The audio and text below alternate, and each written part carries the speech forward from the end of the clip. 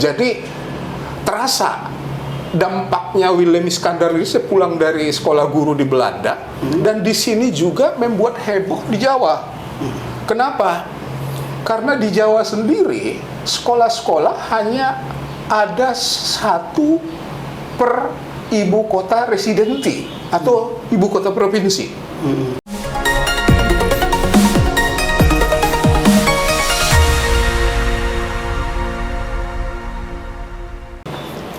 Assalamualaikum warahmatullahi wabarakatuh. Waalaikumsalam. Selamat bertemu kembali bersama saya Erman Tale Daulay di channel Tale Tries Info dalam program Bincang Tipis-Tipis. Di channel ini berbagai isu terkini yang menjadi perhatian publik dan narasumber yang kita hadirkan untuk membahas isu tersebut akan kita iris-iris menjadi tipis-tipis. Saat ini kita kedatangan tamu dari dosen Universitas Indonesia, tepatnya beliau tenaga pengajar di Fakultas Ekonomi dan Bisnis, Bapak Akhir Matua Arahap. Beliau ini selain dosen juga seorang peneliti, terutama menyangkut kesejarahan. Pada tayangan kali ini kita akan membahas soal pendidikan di tanah air.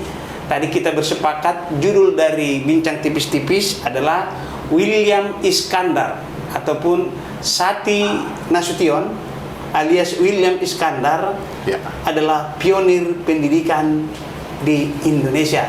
Sejauh mana tentang sosok William Iskandar Sati Nasution ini yang berasal dari daerah kita, Madinah, Panyabungan, kita akan berbincang tipis-tipis dengan Pak Akhir Matua. Coba iris tipis-tipis dulu Pak sebelum lebih jauh. Judul, siapa sosok Sati Nasution William Iskandar ini? Silakan. William Iskandar ini adalah seorang murid di Mandailing pada zaman Belanda. Jadi dia termasuk salah satu yang bersekolah ketika pemerintah Hindia Belanda mengadakan sekolah modern aksara Latin di daerah Mandailing. Di daerah-daerah lain juga sebenarnya pendidikan modern aksara Latin itu masih sangat terbatas. Ada di Pulau Jawa dan juga ada di Sumatera Barat, dan termasuk untuk wilayah Sumatera bagian utara. Introduksi pendidikan modern ini beraksara Latin ini termasuk yang pertama di daerah Angkola Mandailing. Nah, salah satulah William Iskandar ini sebagai salah satu siswa, dan dia termasuk salah satu yang dapat dikatakan cukup cerdas karena dia direkrut oleh asisten residen di daerah itu, HP Godon, untuk menjadi juru tulisnya setelah lulus. Nah, jadi William Iskandar anak desa betul ini ya Pak? Anak desa, ayahnya sebenarnya termasuk raja di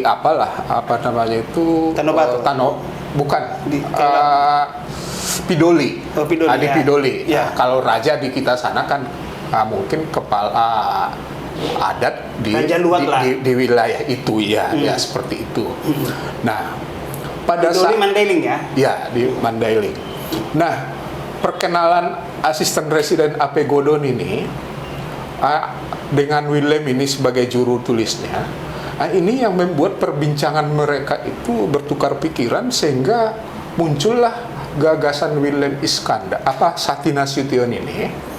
Pada saat AP Godon mau cuti ke Belanda tahun 1857,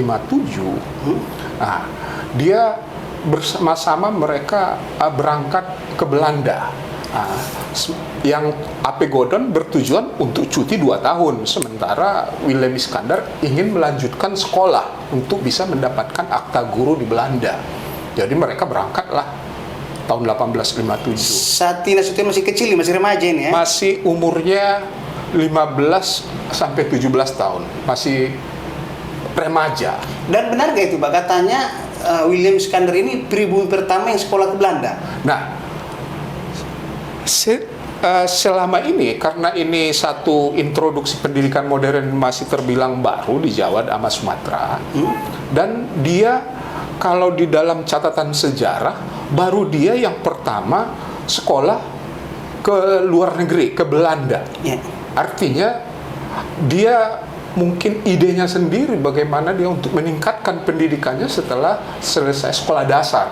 Dia ingin supaya dapat sekolah yang lebih tinggi, sekolah guru di sana. Akta guru itu nanti menjadi pedomannya untuk mendirikan sekolah di kampungnya. Jadi tujuannya ke sana itu adalah pergi sekolah untuk mendapatkan akta guru, kemudian nanti mendirikan sekolah guru. Karena tadi guru-guru mereka itu adalah guru-guru yang didatangkan dari Belanda. Guru-guru yang pertama yang ke sini, selain guru juga ada mahasiswa-mahasiswa untuk direkrut untuk sebagai guru 1 tahun 2 tahun. Jadi William Iskandar ini tertarik karena sudah ada 2 sekolah guru yang dibangun, yaitu tahun 1856 setahun sebelumnya di Port de Kock di Bukit Tinggi, dan satu lagi yang pertama dibangun di Surakarta tahun 1851. Nah, jadi di 2 sekolah guru ini kepala sekolahnya adalah orang Belanda. Nah, jadi mungkin dari situlah berita-berita yang dia dapatkan itu, dia ingin di kampungnya didirikan sekolah guru, tapi dia harus mendapatkan akta guru dulu. Jadi inisiatif ini udah ada. Itu motivasi beliau berangkat ke Belanda. Iya, betul. Menempuh pendidikan ke Belanda dengan cita-cita ingin mendirikan sekolah guru di Penyambungan apa di mana tepatnya itu? Di Tanobato apa di mana katanya? Di mana ini? Artinya dia ke sana itu mendapatkan akta guru dulu. Setelah dia kembali nanti baru dia memilih kenapa di Tanobato, kan gitu. Seperti itu. Jadi dia akta guru dulu kan gitu. Lanjut Pak. Dan bisa kita bayangkan saya umur seperti dia itu di zaman itu 15 tahun ya. 15 tahun itu perjalanan itu selama 6 bulan. Lewat kapal laut dulu ya. Melalui Afrika Selatan. Terusan Suez belum dibangun. Itu baru 1869. Jadi pada saat itu kapal-kapal juga masih mengandalkan angin. Jadi bisa jadi di satu pelabuhan misalnya di Sri Lanka mungkin 6 bulan berhenti dulu nunggu angin sampai ke Afrika Selatan gitu kan. Nah, seperti itu. Jadi belum zamannya kapal uap gitu. Jadi bisa dibayangkan begitu ingin dia sekolah itu menempuh perjalanan yang jauh, lama, dan kemudian dia belum tahu di Belanda itu seperti apa. Dan ternyata setelah dia sekolah di sana berhasil tahun 1860 dia lulus mendapatkan akta guru ini. Nah, berarti cita-citanya tercapai. Nah, menariknya dari William Iskandar udah dapat akta guru, dia tidak segera kembali ke tanah air. Dia ingin melanjutkan pengalamannya, yaitu mengunjungi pabrik, percetakan, mungkin penerbitan dan sebagainya, dan juga belajar mandiri. Baru kira-kira tahun 1861 dia kembali ke kampung, dan pada tahun 1862 dia mendirikan sekolah guru, dipilihnya di Tanobato. Kayu laut itu? Kayu laut. Ya. Antara Penyambungan dengan Natal gitu. Ya, tahu. Nah, jadi mungkin dia memilih di situ karena supaya akses dia ke Jakarta, ke Padang, ke Batavia atau ke Padang, seperti itu. Jadi pilihannya strategis. Dan juga bahwa itu udah lalu lintas dan cakupannya nanti termasuk wilayah Mandailing. Dan sekolah guru ini dia dirikan tahun 1862, baru setahun. Jadi berita pendirian sekolah guru ini jadi heboh di Batavia. Bahasa sekarangnya viral lah ya, Iya, karena ada inisiatif yang datang dari masyarakat, bukan dari pemerintah. Yang 2 sekolah guru yang tadi itu adalah dari atas, dari pemerintah, mendirikan sekolah guru untuk memperbanyak guru supaya bisa memperbanyak sekolah. Nah, ini tiba-tiba didirikan sekolah guru oleh Willem Iskandar ini yang memiliki kompetensi. Akta yang dia peroleh dari Belanda ini yang membuat menjadi lebih heboh. Nah, itu yang menjadi menarik perhatian Inspektur Pendidikan Pribumi di Batavia, Mr. C.A. van der Sis. Dia ingin langsung datang ke Tanah Bato dari apa yang dia dengar. Dia ingin membuktikan. Nah, pada tahun 1863 akhir ya, jadi dia langsung ke Tanah Bato. Dia menilai sekolah ini sesuatu yang membuat dia kaget bahwa sekolah Tanah Bato yang diasuh Willem Iskandar ini jauh melampaui kualitas sekolah guru di Surakarta maupun yang di Port de Co. Artinya kalau yang dua tadi kan yang membuat kurikulumnya yang mengajar adalah orang Belanda dengan bahasa Melayu yang tidak sepenuhnya pas. Willem Iskandar selain bisa bahasa Belanda, bisa bahasa Batak, bisa bahasa Melayu. Dan dia mengerti apa yang dibutuhkan oleh murid, apa yang mau dituju untuk pendidikan pribumi. Jadi dengan pengalaman yang dari Belanda, dia menyusun kurikulum sendiri. Dia menulis buku pelajaran buat siswa-siswanya. Nah, inilah yang membuat sangat salut Inspektur Pendidikan itu, bahwa dia menilai bahwa sekolah guru Tanah Bato ini jauh lebih baik mutunya dibandingkan dua yang ada. Baik itu dari kurikulum, baik itu dari ketika dia di sekolah itu dia melakukan tes lisan atau apa gitu. Itu pelajaran matematika, fisika, botani, bahasa Melayu, bahasa Belanda, itu siswa-siswanya sangat baik. Nah, itulah yang membuat dia terkejut, dan ketika sampai dia di Batavia, dia konferensi pers bahwa di Tanah Bato ada sekolah guru yang sesuatu yang kita tidak bayangkan selama ini, bahwa di sana sudah berdiri tempat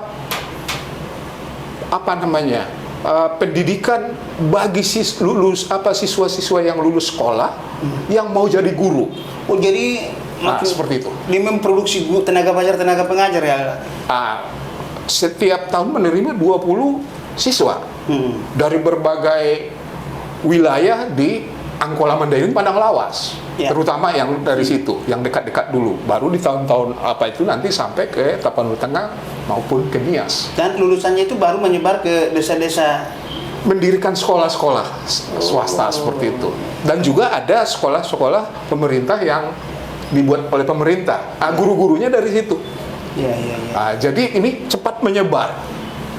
Nah, itu pada saat mendirikan sekolah ini, dia melakukan seleksi terhadap siswa yang mau diterima nih yang 20 ini dari berbagai sekolah yang sudah ada, yang didirikan oleh pemerintah tadi. Ada sekitar 6, termasuk ada di Panyabungan, ada di Batuna 2, ada di Kota Nopan. Dari situlah diseleksi. Jadi bukan dititipkan atau apa, jadi dia tahu sendiri siapa yang mau harus dia didik, dan itu berhasil. Oke Pak, iris tipis-tipis dulu dampaknya terhadap pendidikan di Indonesia atas peran yang dimainkan oleh Willem Iskandar tadi itu. Nah, berita dari laporan ini kan laporan dari Inspektur laporan Inspektur Pendidikan Pribumi ini kan menjadi laporan ke pemerintah Hindia Belanda, tetapi dia juga melakukan konferensi pers, dan ini tersebar viral, tidak hanya di surat kabar yang ada di Hindia Belanda di Indonesia, tetapi juga di Belanda. Jadi terasa dampaknya Willem Iskandar ini sepulang dari sekolah guru di Belanda, dan di sini juga membuat heboh di Jawa. Kenapa? Karena di Jawa sendiri sekolah-sekolah hanya ada 1 per ibu kota residenti atau ibu kota provinsi, dan itu tidak semua. Sementara setelah Willem Iskandar ini dalam 2 tahun dia sudah tersebar sekolah di Angkola Mandailing. Mungkin udah puluhan, udah apa. Dan ini yang mungkin yang membuat heboh di sini. Jadi ada udah mulai heboh di sini masyarakat antar vers bahwa itu pemerintah mulai dikritik. Apalagi Pordekok sama yang Surakarta tadi udah terlampaui kan? Udah terlampaui. Iya. Jadi misalnya Pordekok dia sampai 5 tahun setelah pendiriannya baru meluluskan 2-3 guru. Demikian juga Surakarta nggak banyak. Sementara Willem ini meluluskan lebih banyak. Nah ini di Jawa jadi yang jadi heboh ini justru ada yang pro kontra antara yang humanis dengan yang rasialis gitu. Ini perang. Jadi yang perang opini. Yang pro ngomong apa, yang kontra ngomong apa? Bapak dapat ini. Misalnya contoh yang pro humanis. Kita di sini sudah ratusan tahun menghisap bumi Jawa. Tetapi tidak ada yang kita berikan kepada penduduk ini soal bagaimana hak-hak untuk pendidikan dan sebagainya seperti ini. Nah, kalaupun misalnya mereka membuat sekolah, itu hanya sebagian kecil. Ibaratnya ada sekolah Belanda, sekolah dasar Belanda di berbagai kota, ada sekolah pribumi yang mereka bangun. Itu perbandingan anggarannya hanya 1:9. Jika anggarannya 10% itu untuk anggaran pendidikan pribumi di sini, 90% itu yang jumlahnya hanya sedikit sekolah-sekolah itu buat yang Belanda. Nah, di sini kritik ini. Jadi diserang pemerintah saat itu karena di sana. Jadi yang memicu itu sekolah guru di Tanah Batu ini memicu persoalan di sini. Orang melihat, mengulik-ulik bahwa ada sesuatu yang salah di Jawa ini soal pendidikan. Nah, akibatnya pemerintah mulailah berpikir bagaimana cara memperbanyak sekolah, memperbanyak guru, meningkatkan kualitas guru. Jadi tahun 1866 mulailah ada gerakan di Jawa Barat, di Priangan, mendirikan sekolah guru. Setelah 1862 di Tanobato. Tapi yang di Priangan ini, yang sekolah yang di Bandung ini sekolah guru, itu didirikan oleh swasta yang humanis tadi. Jadi pemerintah Belanda tadi hanya yang di Fort Depok sama Surakarta. Nah, kemudian tahun 1860 berikutnya itu pada saat sekolah guru di Bandung ini didirikan, itu langsung diakuisisi pemerintah. Jadi yang swasta tadi mungkin yang pro-humanis ya. Dan sekaligus sekolah guru Tanobato dinegerikan. Nah, kalau tadi swadaya masyarakat, uang sekolah dari masyarakat, yang bangunnya gedung itu dari bambu dan apa itu swadaya. Sekarang mungkin sudah diberikan dari 1880-an itu kan gitu. Sekolah itu dibangun 1862. 62 ya kan. Jadi 1864 itu udah heboh. Iya. Udah heboh kan? Iya. 1866 ada gerakan di Priangan ini membangun itu. Jadi udah 4 sekolah guru sekarang. Nah, tapi itu tidak segera menghasilkan karena yang pro humanis ini tetap mempersoalkan ada gap yang besar antara anggaran pendidikan buat orang Belanda maupun orang pribumi. Di samping persoalan buta huruf sangat banyak dengan penduduk di Pulau Jawa yang begitu banyak. Jadi nggak sebanding nih. Jadi dorongan yang pro humanis ini, baik itu melalui koran atau diskusi-diskusi dan sebagainya, membuat pemerintah akhirnya mulai memperbanyak sekolah. Pemerintah Hindia Belanda ya? Di sini, dinaikin anggarannya. Yang kemudian pemerintah Belanda juga ingin meningkatkan kualitas guru. Jadi pemerintah pada tahun 18 setelah 10 tahun sekolah guru itu, pemerintah mengirim memberikan kesempatan 3 guru dari Hindia Belanda untuk dikirim ke Belanda untuk mendapatkan akta guru seperti yang didapatkan oleh Willem Iskandar yang dulu. Nah, 3 guru ini diseleksi, satu dari Surakarta, Raden Surono, alumni sekolah guru di situ, dan satu dari Bandung, Raden Sasmita, lulusan sekolah guru di Bandung. Nah, satu lagi dari lulusan sekolah guru Tanobato, Barnas Lubis. Mereka Lubis. Iya, 3 guru muda inilah dikirim pemerintah Hindia Belanda 1872. Nah, tetapi dalam proses ini mungkin ada proses itu tidak segera Dikirim ke Belanda ya? dikirim ke Belanda. Tapi yang menjadi persoalan mungkin bagi pemerintah yang 3 ini nanti siapa yang mentornya. Nah, jadi dimintalah kesediaan Willem Iskandar untuk ikut ke Belanda membimbing 3 guru ini. Untuk kedua kalinya? Dia untuk kedua kalinya dia. Iya. Nah, kalau yang dulu dia adalah biaya sendiri, Iya. sekarang pemerintah meminta dia untuk jadi mentor. Mentor yang 3 orang ini sekolah. Tetapi selama membimbing mereka di Belanda yang 3 guru muda ini, Willem Iskandar juga diberikan beasiswa untuk meningkatkan sekolahnya ke lebih tinggi lagi, yang lebih tinggi dari yang ini, yang dulu itu. Yang dulu, yang pertama itu. Yang 3 ini kan mau mencapai seperti yang dulu diperoleh. Level satunya Iskandar mereka mau itu. Willem Iskandar sambil membimbing naik level berikutnya, akta kepala. Kalau tadi kan akta guru. Nah, jadi diberikan dia beasiswa.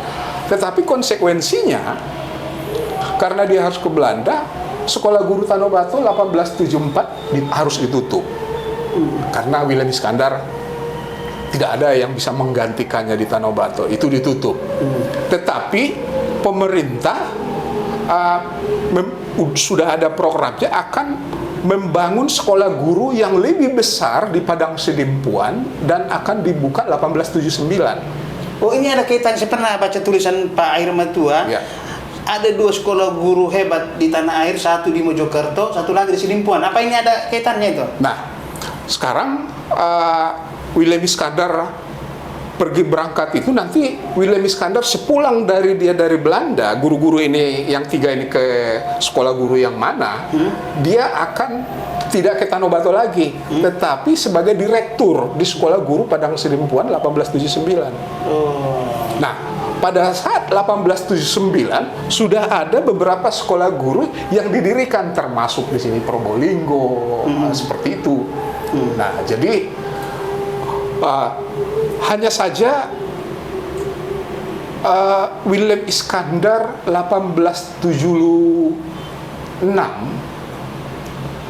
setelah dia menyelesaikan pendidikannya, dia meninggal. Meninggal di Amsterdam kan? Di Amsterdam. Barnas Lubis sudah setahun lebih dulu meninggal. Barnas Lubis meninggal juga? Meninggal. Di mana? Di Belanda juga apa di? Di Belanda. Yang dia bawa itu. Nah, kemudian Raden Surono sakit-sakitan setelah Barnas Lubis meninggal. Sakit, tapi kemudian karena sakitnya lebih parah, rekomendasi dokter harus dibawa ke Jawa lagi karena tidak sesuai iklimnya. Cuaca. Jadi dia akan lebih cepat sembuh di tropis. Jadi dibawalah dia ke Jawa, tetapi di sekitar pelabuhan Forsyth di terusan Suez, dia meninggal di situ. Jadi dikuburkan di Forsyth lah. Jadi nggak sampai ke sini dia meninggal. Nah, sedangkan Raden Sasmita masih ada dia di sana.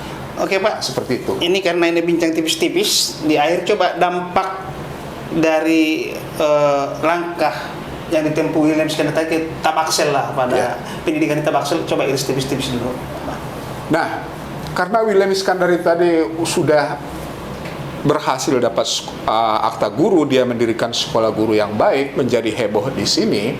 Nah, kemudian mengirim guru 3 ke sana, dia akan disekolahkan juga, mendapat beasiswa. Sepulang dari situ jadi akan direktur sekolah di Padang Sidempuan, tapi meninggal di sana. Nah, nanti yang menggantikan di 1879 pada saat dibuka sekolah guru Sidempuan itu adalah Mr. Hamsen.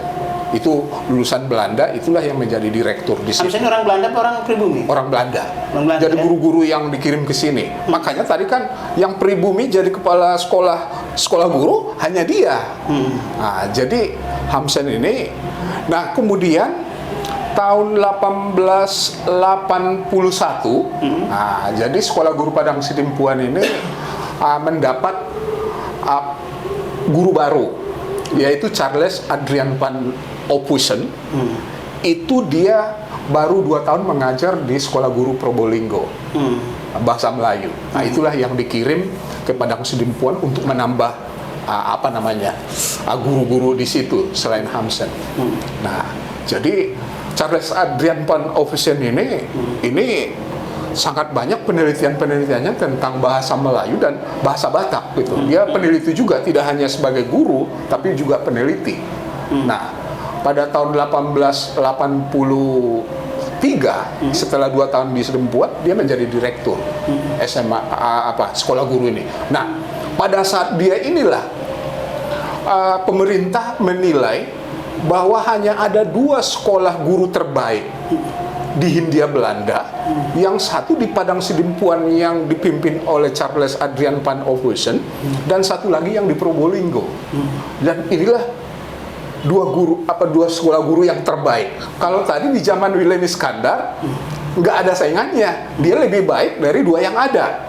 Nah, jadi lulusannya dari sekolah guru Padang Sidempuan ini, inilah yang menyebar ke guru-guru juga di pemerintah, dan salah satu yang lulusan dari sekolah guru Padang Sidempuan yaitu Jayendar Lubis, Jayendar Muda. Yang wartawan itu, pelopor wartawan itu. Jayendar Muda ini yang di Perca Sumatera Barat bukan? Iya. Oh. Nah, Jayendar Muda inilah alumni yang pertama dari Sidempuan, dan dia guru di berbagai tempat termasuk Batahan, di Natal, di Air Bangis, dan terakhir di Singkil. Nah, tahun 1893 dia pensiun, pergi ke Mekah.